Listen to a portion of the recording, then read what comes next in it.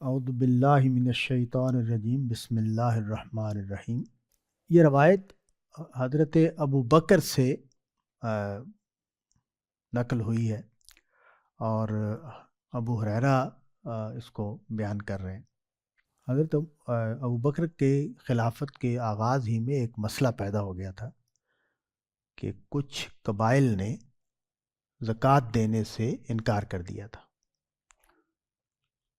ان کی طرف سے مطالبہ یہ تھا کہ اس میں ہمیں رخصت دے دی جائے زکوٰۃ دینے میں، باقی دین پر ہم عمل کریں گے۔ تو حضرت ابو بکر نے ان کے خلاف اقدام کا فیصلہ کیا کہ وہ اقدام کریں گے، اور اس کے لیے انہوں نے استدلال اپنا بیان کیا ہے۔ تو نبی صلی اللہ علیہ وسلم کے ایک ارشاد کو انہوں نے دلیل کے طور پر پیش کیا کہ میں یہ اقدام کس وجہ سے کروں گا۔ تو اس روایت کے نقل ہونے کا ایک سبب یہ بنا نبی صلی اللہ علیہ وسلم کے اس ارشاد کا کہ ایک مسئلہ پیدا ہوا، اور اس مسئلے پر ابو بکر کی ایک رائے تھی، اور اس رائے کے حق میں انہوں نے نبی صلی اللہ علیہ وسلم کے ایک ارشاد کو پیش کیا۔ اس سے ایک بات معلوم ہوتی ہے، اور وہ حدیث کے حوالے سے بڑی اہمیت رکھتی ہے، وہ یہ کہ یہ جو احادیث کے بیان کا آغاز ہوا ہے، اس کے پیچھے اسی طرح کی ضروریات اور سوالات ہیں۔ عام طور پر جو صحابہ کا زمانہ ہے اس میں یہ کوئی پسندیدہ ایکٹیویٹی نہیں ہے۔ ابو بکر، حضرت عمر اور اس طرح اور بھی صحابہ ہیں جن کا باقاعدہ اس پر تنبیہی گفتگویں ریکارڈ پر ہیں کہ وہ اس کو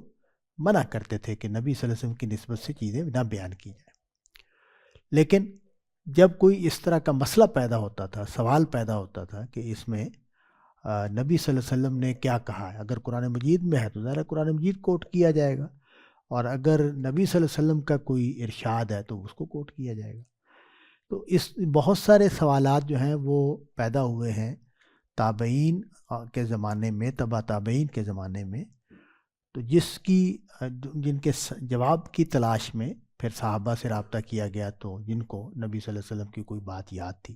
انہوں نے اس کو بیان کیا، اور پھر یہ سلسلہ آگے بڑھا ہے اور روایات جمع ہوئی۔ یہاں حضرت ابو بکر کو جب اس سوال کا سامنا کرنا پڑا کہ آپ ایک جماعت جو ہے، ایک قبائل ہیں، وہ کہتے ہیں ہم مسلمان ہیں، ہم اسلام پر ہیں، لیکن ہم زکوٰۃ نہیں دینا چاہتے، زکوٰۃ نہیں دیں گے، تو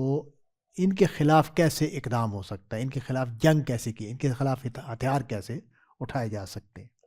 تو اس کے لیے حضرت ابو بکر نے اس نبی صلی اللہ علیہ وسلم کے اس ارشاد کو پیش کیا۔ اس کے علاوہ نبی صلی اللہ علیہ وسلم نے خود اس بات کو کیوں بیان کیا؟ تو یہ معلوم ہوتا ہے کہ نبی صلی اللہ علیہ وسلم نے جو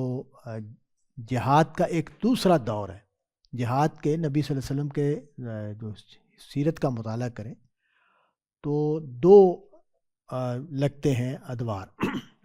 ایک دور وہ ہے کہ جس میں نبی صلی اللہ علیہ وسلم کی طرف سے اقدام نہیں ہو رہا، نبی صلی اللہ علیہ وسلم کسی کے خلاف جنگ کرنے نہیں جا رہے،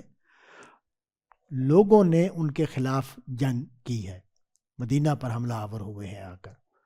تو جنگ بدر ہے، جنگ احد ہے، جنگ احزاب ہے، اس طرح کی اس طرح کے اور واقعات بھی ہیں جہاں سرایا ہوئے ہیں اور وہ ہوئے ہیں، تو وہ بالعموم دفاعی نقطہ نظر سے ہوئے ہیں۔ ہمارے بر صغیر کے بڑے علماء میں سے ایک مولانا وحید الدین خان صاحب ہیں، انہوں نے اسی وجہ سے یہ نقطہ نظر اختیار کیا کہ اسلام میں صرف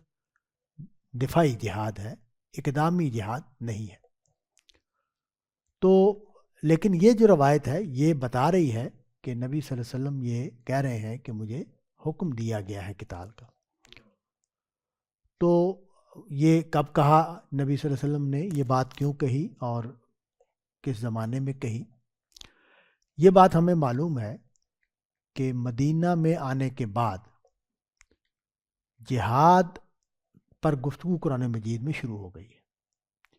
یہ قرآن مجید کہہ رہا ہے کہ تم تیاری کرو جہاد کی، تم نے جنگ کرنی ہے، اور اس کا ایک ہدف بھی قرآن مجید دے رہا ہے، وہ یہ کہ یہ جو جبر ہے جو کفر نے قائم کر رکھا ہے اس کو توڑنا ہے، اس کے لیے جہاد ہونا ہے۔ تو یہ بات جو ہے یہ قرآن مجید میں ہمیں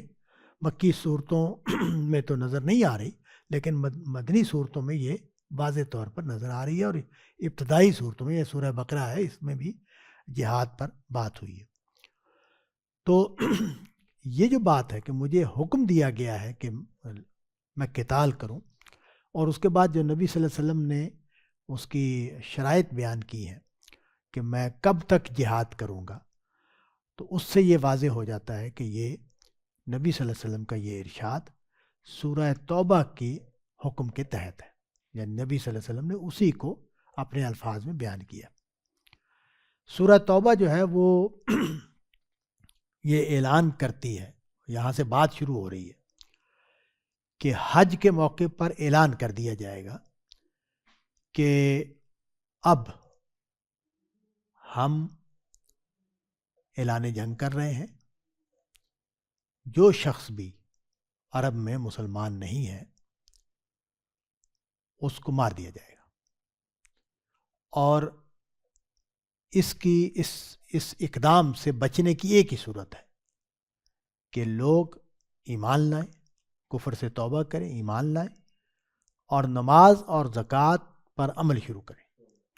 تو اگر یہ 3 شرطیں پوری کر دیں گے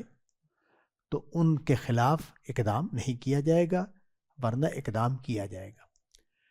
اسی حکم کی وضاحت میں یہ بات بھی بیان ہوئی کہ اگر کوئی شخص یہ کہے کہ جی مجھ تک تو بات پہنچی نہیں، تو اس کو مہلت دی جائے گی کہ وہ مدینہ میں آئے، دین کو سنے سمجھے، اور پھر اس کو محفوظ طریقے سے اپنے جگہ پر پہنچنے دیا جائے گا، اور پھر اگر وہ اسلام قبول نہیں کرتا تو اس کے خلاف اقدام کیا جائے گا۔ اسی طرح یہ ہدایت بھی قرآن مجید میں بیان ہوئی ہے کہ جب یہ سورہ توبہ کے حکم کے تحت کہیں اقدام ہوگا، جنگ کی جائے گی جا کر، تو وہاں اگر کوئی شخص کلمہ پڑھتا ہے یا السلام علیکم کہتا ہے یا یہ بتاتا ہے کہ میں مسلمان ہوں، اس کے خلاف بھی اقدام نہیں کیا جائے گا۔ ہمیں روایات سے معلوم ہوتا ہے کہ بعض اوقات لوگوں نے یقین نہیں کیا، وہ بندہ کہہ رہا تھا میں مسلمان ہوں یا کلمہ پڑھ رہا تھا، یا تو اس نے آگے بڑھ کے اس کو قتل کر دیا۔ تو نبی صلی اللہ علیہ وسلم نے اس پر ناراضی کا اظہار کیا اور یہ کہا کہ کیا تم نے اس کا سینہ دل کھول کے دیکھ لیا تھا، تمہیں کیسے پتہ چلا؟ تو انہوں نے اس کی وضاحت بھی کی اس صحابی نے کہ وہ جب مغلوب ہو گیا تو اس نے کلمہ کا، تو نبی صلی اللہ علیہ وسلم اس کو بھی کہا کہ اس موقع پر بھی تمہیں اس کو نہیں مارنا چاہیے تھا اگر اس نے کلمہ پڑھ لیا تھا۔ تو یہ قرآن مجید کا جو بیان ہے وہ اس کو میں نے واضح کیا کہ یہ ایک وقت آیا ہے نبی صلی اللہ علیہ وسلم کی زندگی میں جب اس اعلان کو کیا گیا کہ اب اہل کفر کو زندہ رہنے کا حق ہم نہیں دیں گے۔ ہمارا جو مولانا اصلاحی استاد محترم غامدی صاحب ہیں اور مولانا فراحی ہیں، انہوں نے اس کو قانون اتمام حجت کے تحت واضح کیا ہے۔ وہ یہ کہتے ہیں کہ ایک وقت آیا نبی صلی اللہ علیہ وسلم کی زندگی میں جب اس قوم پر اتمام حجت ہو گیا، اور وہ اس قانون کی وضاحت کرتے ہیں کہ جب یہ اتمام حجت ہو جاتا ہے تو پھر 2 صورتوں میں سے ایک صورت ہوگی۔ ایک صورت تو یہ ہے کہ نبی اور اس کے ساتھی اس طاقت میں ہوں کہ ان کے ہاتھوں سے سزا دی جائے تو ان کے ہاتھوں سے سزا دی جائے گی، اور قرآن مجید نے اس جملے کو بولا ہے، یہ کہا ہے کہ اللہ ان کو تمہارے ہاتھوں سے عذاب دے گا۔ اور دوسری صورت یہ ہے کہ اگر پیغمبر اور اس کے ساتھی اس طاقت میں نہ ہوں کہ وہ ان سے اقدام کروایا جائے تو پھر آسمان سے، زمین سے آفت آتی ہے اور اس کو قوم کو سزا دی جاتی ہے۔ تو اس قانون کے مطابق نقطہ نظر یہ ہے کہ جب کوئی پیغمبر کسی قوم پر، افراد پر اتمام حجت کر دیتے ہیں تو پھر ان کو زندہ رہنے کا حق نہیں رہتا، ان پر اللہ تعالیٰ کی طرف سے سزائے موت آتی ہے، اور وہ اس کی دونوں صورتیں ہو سکتی ہیں، یا صحابہ کی، پیغمبر کے ساتھیوں کی تلواروں سے، یا آسمانی عذاب سے۔ تو یہ اسی قانون کے تحت اس روایت کو بھی پلیس کیا جاتا ہے کہ یہ روایت بھی اسی قانون کے کو بیان کر رہی ہے، نبی صلی اللہ علیہ وسلم اسی قانون کا حوالہ دے رہے ہیں اور اسی حکم کا حوالہ دے رہے ہیں۔ تو میں اب نبی صلی اللہ علیہ وسلم کا جو ارشاد ہے اس کا ترجمہ کرتا ہوں کہ مجھے حکم دیا گیا ہے کہ میں لوگوں سے جنگ کروں یہاں تک کہ وہ کہیں لا الہ الا اللہ۔ فمن قال، پھر جس نے کہا لا الہ الا اللہ تو اس نے مجھ سے بچا لیا اپنے مال کو اور اپنی جان کو الا بحقہ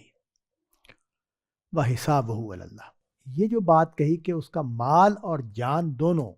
محفوظ ہو گئے، تو اس کا مطلب یہ ہے کہ جو ریاست ہے یا یہ جو جماعت ہے نبی صلی اللہ علیہ وسلم کی جس نے اقتدار حاصل کر لیا ہے، یہ پھر جان و مال کی طرف تعدی نہیں کرے گی۔ ظاہر ہے جب جنگ ہوتی ہے تو بندے مارے بھی جاتے ہیں اور ان کا جو ان کے پاس جو اموال ہوتے ہیں وہ مال غنیمت بن جاتے ہیں، تو یہ دونوں کام پھر نہیں ہوں گے۔ یہ جو کہا کہ الا بحقہ ہی، تو اس جملے کا مطلب یہ ہے کہ اب قرآن مجید نے ایک جملہ بولا ہے اس قانون کو جب بیان کیا ہے، ایک تو کہا ہے فخلوا سبیلہم، ان کا راستہ چھوڑ دو، اس کا مطلب یہ ہے کہ اب ان کے خلاف کوئی کارروائی نہیں کی جائے گی، ان پر طاقت استعمال نہیں کی جائے گی۔ دوسرا کہا فاخوانکم فی الدین، آیت ریپیٹ ہوئی ہے سورہ توبہ میں، یہ جو قتال کا حکم ہے اس کی آیت ریپیٹ ہوئی ہے۔ تو ایک آیت کے اینڈ پر یہ کہا کہ فخلوا سبیلہم، اور دوسری جب دہرایا اس کو حکم کو تو یہ کہا کہ فاخوانکم فی الدین۔ تو اس کا مطلب یہ ہے کہ اللہ تعالیٰ نے دونوں پہلو واضح کر دیے۔ ایک پہلو تو یہ واضح کر دیا کہ جان اور مال ان کے اب محفوظ ہو جائے گے، فخلوا سبیلہم، وہ عربی کا محاورہ استعمال کیا ہے کہ ان کا راستہ چھوڑ دو، یعنی ان کے اوپر اب کوئی تعدی نہیں ہونی چاہیے۔ دوسری بات یہ اخوانکم فی الدین، یعنی اب یہ انہوں نے ایمان قبول کر لیا ہے تو اب تمہارے برابر کے یہ شہری ہیں، تمہارے ساتھ برابر کے یہ اسلامی ریاست کے افراد ہیں، تو اخوانکم فی الدین۔ اور اخوان کا لفظ استعمال کر کے جو ریلیشن شپ ہے اس کے بھی ایک پہلو کو واضح کیا کہ تمہیں ان کے ساتھ اسی طرح پیش آنا جیسے اپنے باقی مسلمانوں کے ساتھ پیش آتے ہو۔ اور یہ بات بھی غالباً حدیثوں میں بھی آئی ہے اور قرآن میں بھی آئی ہے کہ تم بھی تو ایک زمانے میں کفر پر تھے، تو تمہیں بھی اللہ نے توفیق دی کہ تم نے اللہ کے ہدایت کو قبول کیا، ان کو بھی وقت کا تاخیر کا پہلو تو ہے کہ تم نے پہلے ایمان قبول کیا، انہوں نے بعد میں قبول کیا، تو اس وجہ سے ان کو ویلکم کرو۔ یہ بات جو ہے نا اس لیے کہی گئی کہ ان کو ویلکم کرو، ان کو قبول کرو پورے دل کے ساتھ۔ ظاہر ہے چونکہ پہلے ایک دشمنی کا تعلق رہا ہے اور اہل عرب کی طرف سے بہت تکلیف دہ اقدامات ہوئے ہیں، لوگوں کی جانیں گئی ہیں، لوگ زخمی ہوئے ہیں، اور اسی طرح پروپیگنڈا اور مختلف چیزیں ہوئی ہیں، تو ایک رنج اور ایک شکایت کی حالت تو فطری بات ہے کہ وہاں موجود تھی۔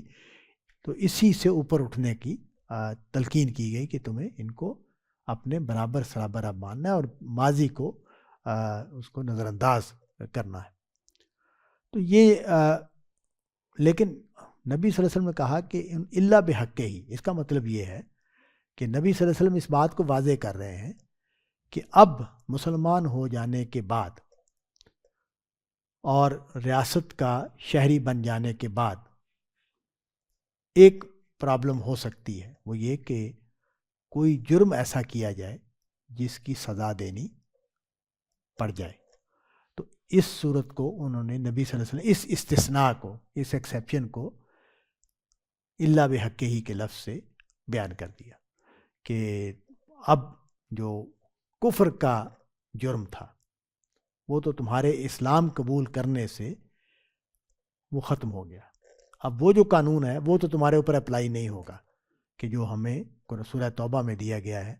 کہ اس شخص کو مار دیا جائے جو اہل عرب میں سے وہ اسلام قبول نہیں کرتا. تو وہ قانون سے کی ذات سے تو تم نکل گئے ہو. لیکن اگر اب تم نے کوئی جرم کیا، کسی کو قتل کر دیا، کسی کو مال کو نقصان پہنچایا، تو اس پر جو سزا دی جائے گی اس میں جان بھی لی جا سکتی ہے، اس میں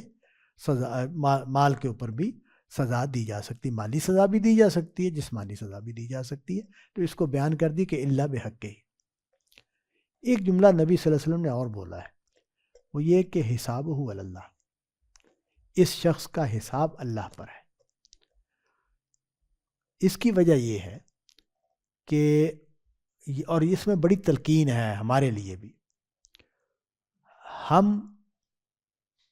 ہمیں بھی یہ مشکل پیش آتی، وہاں بھی یہ مشکل پیش آ رہی تھی، اسی لیے اس کو بیان کیا گیا. جب کوئی شخص ہمارے سامنے اپنے ماضی کے کردار کے برخلاف کوئی اقرار کرتا ہے تو ہم اس کو نہیں مانتے.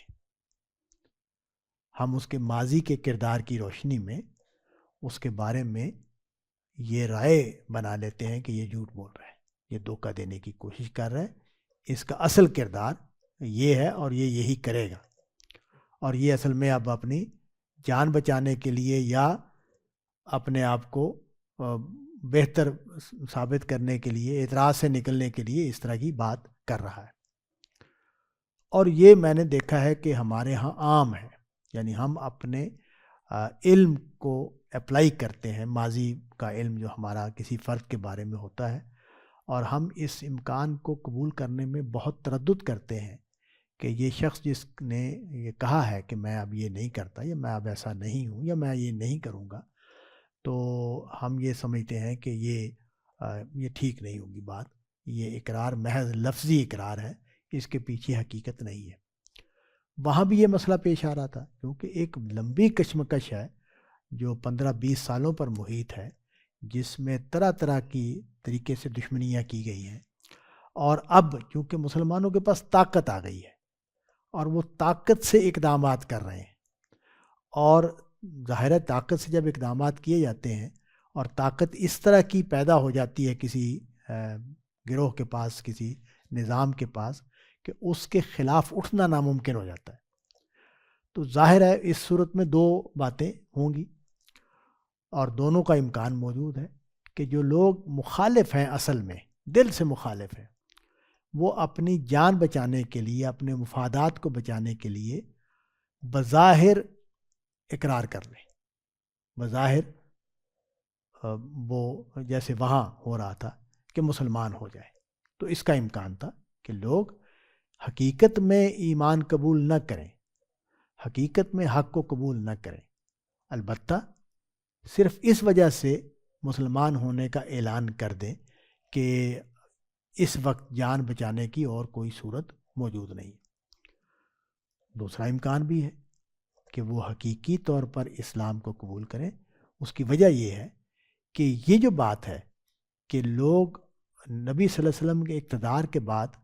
اسلام قبول کرنے میں آگے بڑھے ہیں، لوگوں نے اقدام کیا ہے اسلام کو قبول کرنے میں، اور پہلے وہ رکے ہوئے تھے نبی صلی اللہ علیہ وسلم کے. تو اس کی وجہ یہ ہے کہ وہاں دوسرا جبر موجود تھا، اہل کفر کے ہاتھ میں طاقت تھی، اور وہ لوگوں کو مجبور کیے ہوئے تھے کہ وہ، اور ظاہرہ اذیتوں کے واقعات تھے، تنگ کرنے کے واقعات تھے، رسوا کرنے کے واقعات تھے جو لوگوں کو پیش آ رہے تھے. تو بہت سارے لوگ تھے جو اپنا ایمان چھپائے ہوئے تھے. اس بات کو قرآن مجید نے بیان کیا ہے کہ مکہ پر اقدام اس لیے نہیں کیا گیا کہ اللہ کو معلوم تھا کہ اس میں مسلمان موجود ہے، لیکن وہ ظاہر اعلان نہیں کر رہے تھے، اقرار نہیں کر رہے تھے. تو اس وجہ سے اس کا بھی امکان تھا کہ لوگ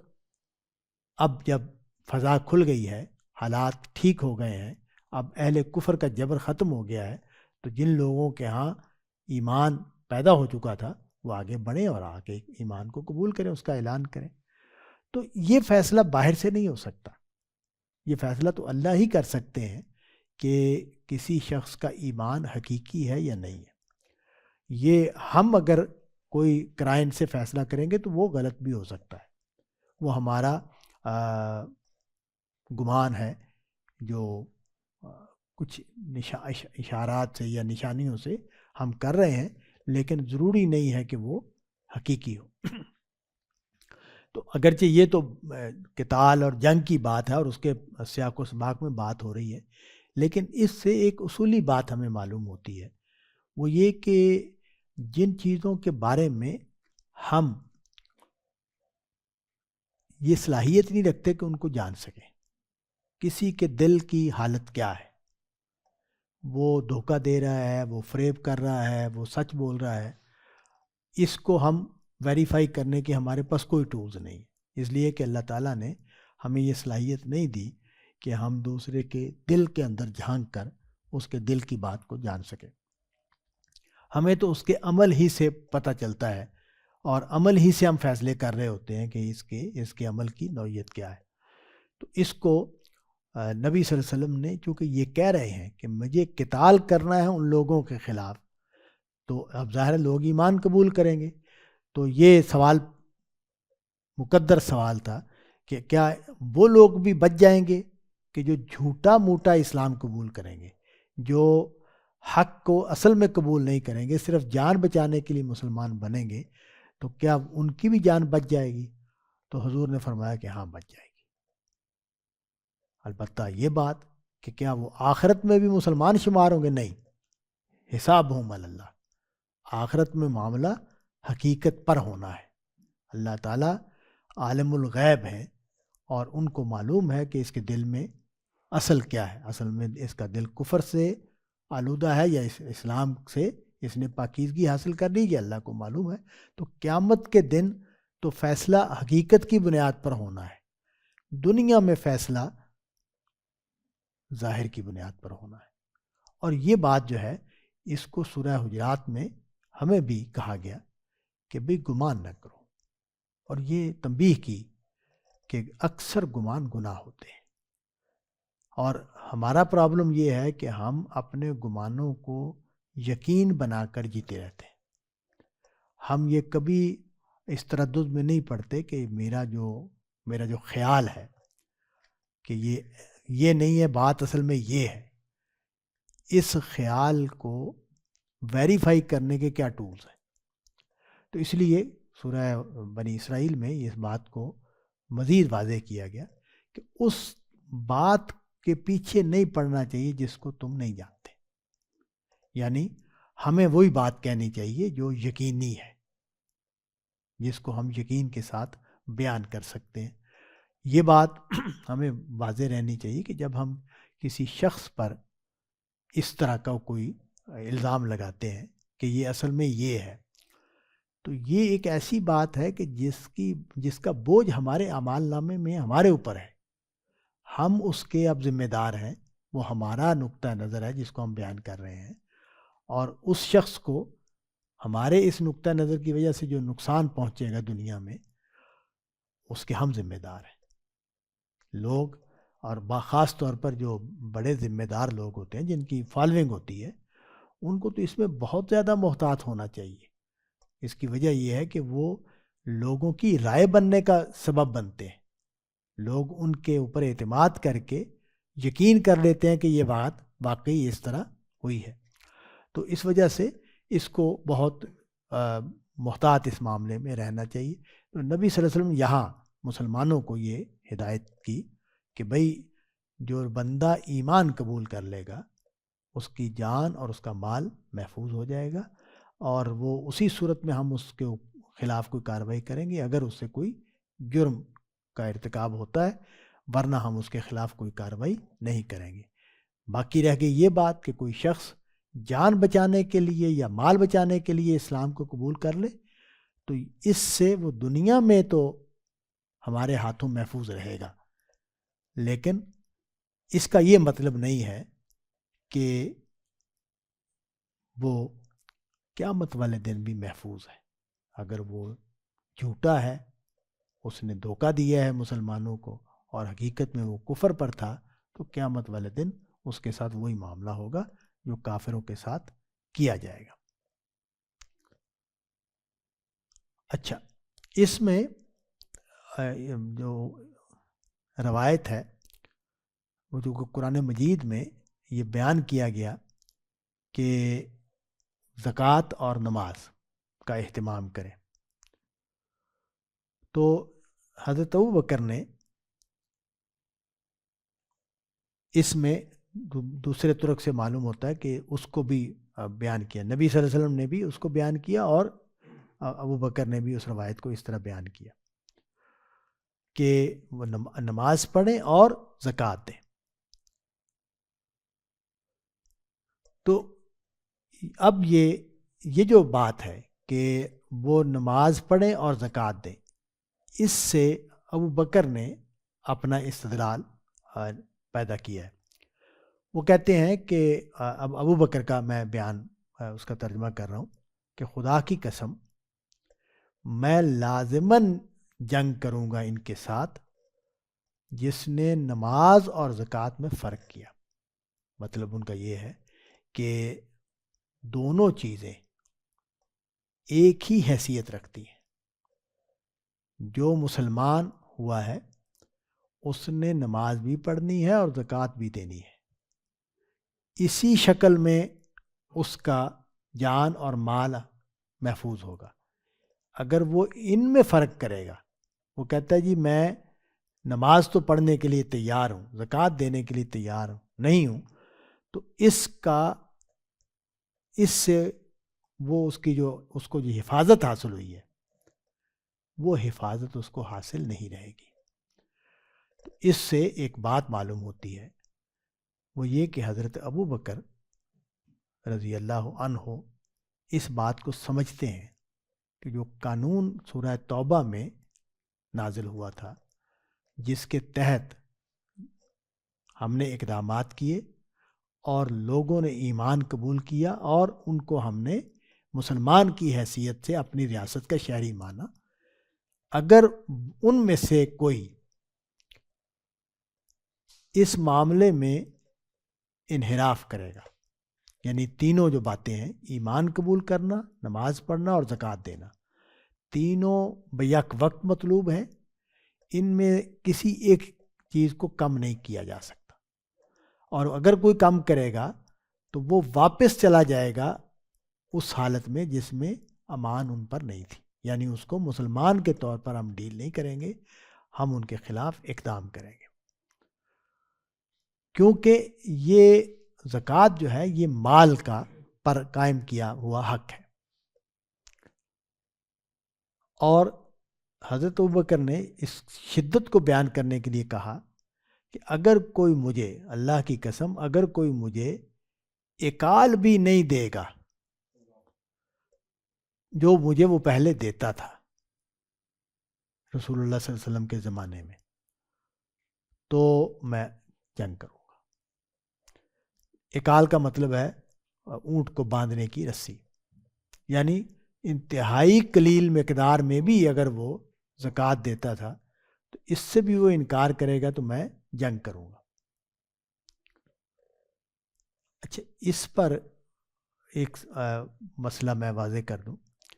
کہ یہ جو بات ہے حضرت ابوبکر فرما رہے ہیں کہ میں یہ جنگ کروں گا، تو کیا آج بھی یہ قانون نافذ ہوگا اور اس کو اسی طرح نافذ کیا جائے گا جیسے ابوبکر عمر نے، کیونکہ آگے انہوں نے جملہ لکھا ہے کہ حضرت عمر جو ہے وہ اس رائے پر تھے کہ بھئی یہ مسلمان ہیں تو ان کے خلاف اقدام نہ کیا جائے۔ تو جب ابوبکر نے یہ استدلال اپنا پیش کیا تو انہوں نے کہا کہ اللہ نے میرے سینے کو کھول دیا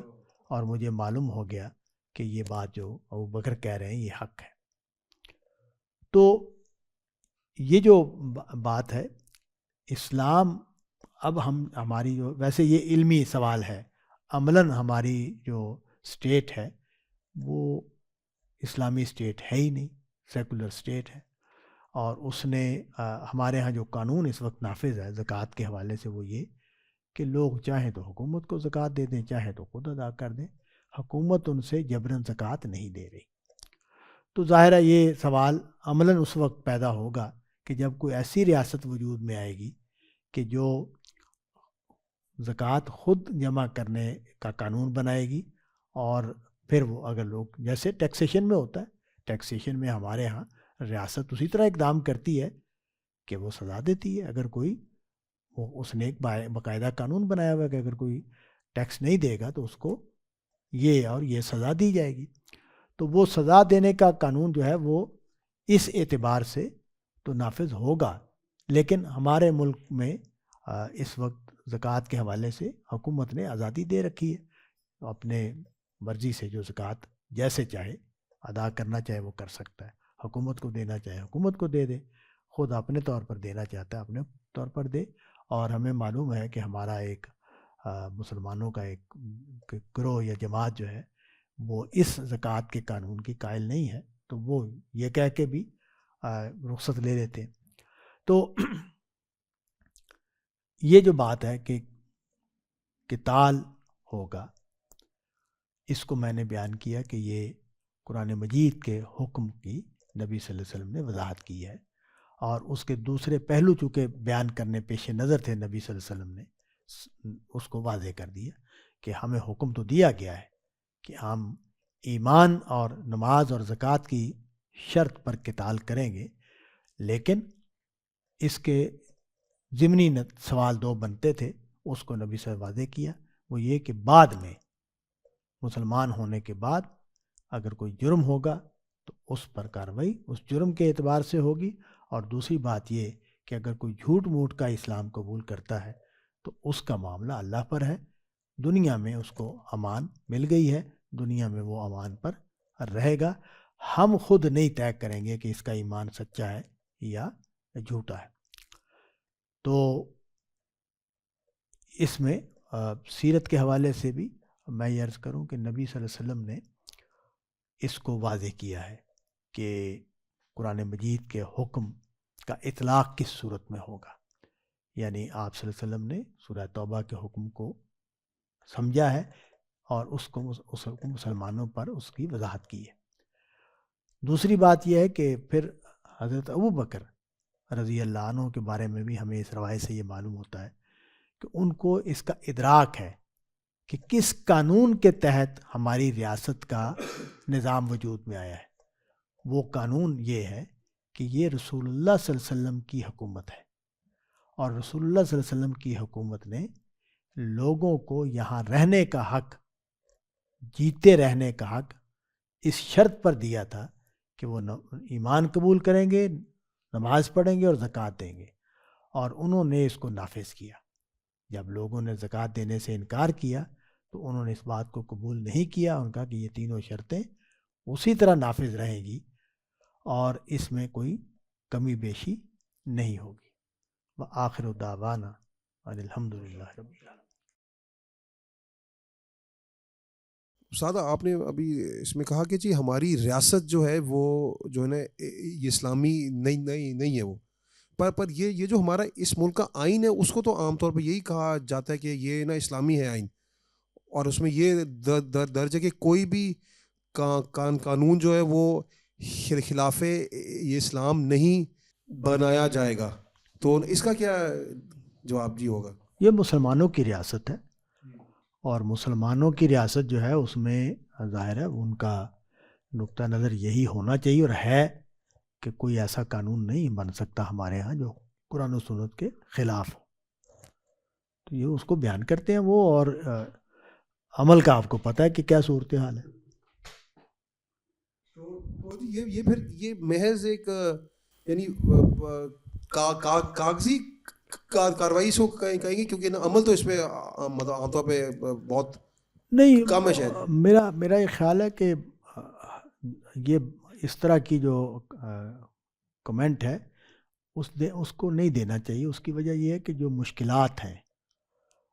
موجودہ ریاست اور اسلام کے درمیان پیچ اپ میں، وہ مشکلات ایسی ہیں کہ اس کو حل کرنا اتنا آسان نہیں ہے. اس وجہ سے یہ ٹھیک ہے آپ فی الحال اسی طرح ہے. اب دیکھیں نا ہماری سپریم کورٹ نے یہ فیصلہ کر دیا کہ جی سود ختم کیا جائے. تو ہماری حکومتیں کیا کرتی ہیں؟ مہلت لیتی رہتی ہیں. اور اس وقت ہم نے کیا کیا ہے؟ ہم نے بینکوں کے نظام کو اسی طرح جاری رکھتے ہوئے اس کی اصطلاحات بدل دی ہیں اور اس کو ہم چلا رہے ہیں. تو جب اس طرح کے حالات ہوں تو یہ کہنا کہ محض کاغذی کارروائی ہے یہ زیادہ بات ہو جاتی ہے. ہاں یہ ٹھیک ہے، ہمیں اس پر کام کرنا چاہیے اور ہم کوشش کریں کہ ہم کوئی ایسا نظام، ایسا کوئی طریقہ کار تجویز کر سکیں تو بڑی اچھی بات ہے. امید یہ ہے کہ مسلمان جتنے مرضی برے ہیں پاکستان کے، وہ اپنے مذہب سے محبت کرتے ہیں اور اپنے مذہب کے مطابق جینا چاہتے ہیں. باقی کمزوریاں، کوتاہیاں، بے عملیاں وہ اپنی جگہ پر ہیں. تو جی یہ یعنی اسی لحاظ سے جی یہ سود کی جو بات ہے کہ سنیں 2027 تک امید ہے انشاءاللہ کہ وہ ہوا ہے کہ جی سود ختم کر دیا جائے گا. تو اس کی کہاں تک جی ہے وہ امید؟ جو اس وقت جو اسلامک بینکنگ ہے وہ ساری بینکنگ یہ ہو جائے گی، کر دیں گے، ہو سکتا ہے کر دیں. اس وقت جو بینکنگ ہو رہی ہے اسلامک بینکنگ جس کو ہم کہتے ہیں وہ نافذ ہو جائے گی. جو روایتی بینکنگ ہے اس کو بند کر دیا جائے گا. اور وہ دنیا میں بڑا کامیاب ہے اس لیے کہ وہ مہنگا بینک ہے، وہ زیادہ کامیاب بینک ہے. جو اسلامک بینکنگ ہے وہ زیادہ کامیاب ہے، وہ زیادہ پیسے کماتے ہیں ریگولر بینکنگ کے مقابلے. وہ نافذ ہو جائے گا، اس میں کیا ہے. آپ دیکھیں سارے بینک جو ہیں انہوں نے اپنے اسلامک بینکنگ کے بنا دیے، تو مطلب وہ فیزیبل ہے ان کے لیے، کوئی اس میں پرابلم نہیں ہے. وہ کاغذوں بھی لکھنا ہے نا، کاغذی کارروائی ہو جائے گی، اس میں کیا ہے. وہ کہتے ہیں کاغذوں کی وجہ سے کاغذ بہت لگتے ہیں، اس وجہ سے ہمیں زیادہ پیسے لینے پڑتے ہیں. دویم صاحب یہ آپ نے جہاد کی بات کی جی آپ نے کی جی یہ جی اقدامی جہاد اور دفاعی جہاد میں